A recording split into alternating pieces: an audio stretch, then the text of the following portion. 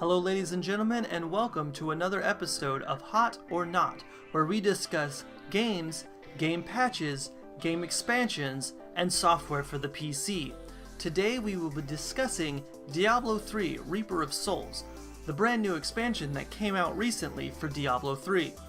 As always, we like to set a benchmark on this show, and today we will be using Diablo 3. Reason being, as we all know that Diablo 3 wasn't the most successful in the Blizzard Entertainment franchise. First up, let's talk about features. In features, they came out with a brand new class called the Crusader. It is a melee hero that is forced to use a shield. However, he can use both one-handers and two-handed strength weapons. Now, he also can use ranged abilities and melee abilities as well, depending on how you build him. Next up, we have the Adventure Mode. In Adventure Mode, you're separated into two different things. You have bounties and you have Nephilim Rifts. First off, let's talk about bounties. Bounties are basically a new way of farming that allows you to go to different acts and do quests and special events that allow you to gain experience, gold, and new loot. Next, you have Nephilim Rifts. Now, Nephilim Rifts is also another way of farming. As you see behind me, this is a Nephilim Rift, and what it does is it collaborates all of the acts and all of the levels together into one gigantic dungeon, and you can find different creatures that you wouldn't normally find in this act, or in an act that it shows. Next, you have Reforging. Now, Reforging is a new thing that kind of double dips into the loot, which I will be talking about in a second. However, Reforging allows you to get an item and then reforge one stat into a stat that you may want. This is really great for farming, as it allows you to kind of not have to go get a piece of loot and then not want it because it has one wrong stat. So in this category for new features, we're going to definitely give it a hot rating, as it gives new features that Diablo 3 should have originally had. Next, we're going with loot. Now, loot is a very important aspect in Diablo 3, as you know. Basically, once you hit max level, it is down to the gear grinding to get that best in slot loot. First, let's talk about the auction house. Well, in Diablo 3 Reaper of Souls, there is no auction house, and in my opinion, this is a very big win for Diablo 3 fans. Reason being is the auction house ruined the game, in my opinion. It basically turned it into a pay-to-win game, and there was pretty much no point in farming because you weren't going to get the item due to the loot, which we'll talk about in a second.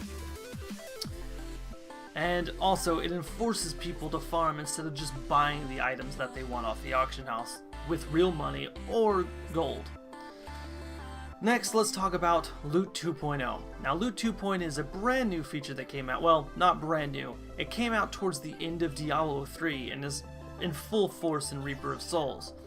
Basically, what Loot 2.0 states is that the loot that you find will be based around your class. What this means is, if you get a bow, or if you get an item, a one-hander on a barbarian, it's going to have strength on it. And it also means that if you're a barbarian, you're not going to find a two-hander with intelligence on it. These are very good things, and it allows basically more importance in farming. Also, in Loot 2.0, legendaries actually mean something compared to Diablo 3. In Diablo 3, as you know, yellows were pretty much king because legendaries were kind of crap. But in Loot 2.0, legendaries actually mean something, and so do said items. Drawbacks, in my opinion, of Loot 2.0 and the auction house is the fact that now everything's kind of bind on account, and you have no way of actually trading friends loot that they may want unless you're in the same party. There is a 2-hour holding on legendaries, however, you're not always going to be with your friends when you're farming. Another thing is if you're going to be farming, say, for another hero that you've already created, unfortunately, you're probably going to have to farm on that character unless they share the same stats such as strength, dex, and intelligence. All in all, though, with the new loot changes, we're definitely going to give this a hot rating.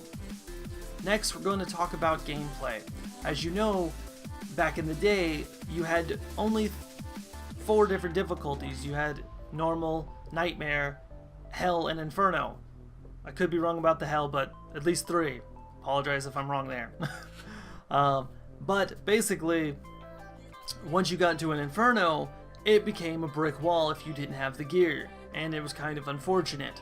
And it made the game unfun to play, especially when you could say kill Inferno Act 1 and couldn't get to Act 2 Inferno because it was just too difficult for you. So you were forced pretty much to farm only Inferno Act 1. However, in Diablo 3 Reaper of Souls and the new system that came out towards the end of Diablo 3, this allowed a more gradual incline in difficulty from Torment 1 to Torment 6, and you can gradually bring up the level if needed, or you can also knock it down if it becomes too hard for you. And you can all do this within game if you need to drop it down. If you need to bring it up, you have to start a new game, but as we know, farming doesn't really matter too much when it comes to restarting games. It's always just about certain areas, and with the new farming areas, it makes this a lot easier to create games and kind of leave them and recreate games. All in all, I'm gonna have to give gameplay another hot rating. In my opinion, Diablo 3 Reaper of Souls pretty much should have been Diablo 3, and it's unfortunate that there had to be another expansion for it, but it's definitely worth picking up this game if you really enjoy dungeon crawlers and if you really enjoy the Diablo franchise. This is the expansion that should have been. This is the expansion that is pretty much going to rectify the Diablo 3 name.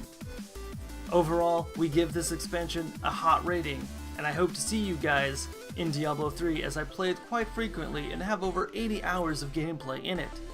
I also stream this game, so if you like, you can always go to my stream and watch it live at twitch.tv/digitaladdiction. This is Zimmy with Digital Addict Gaming, signing off.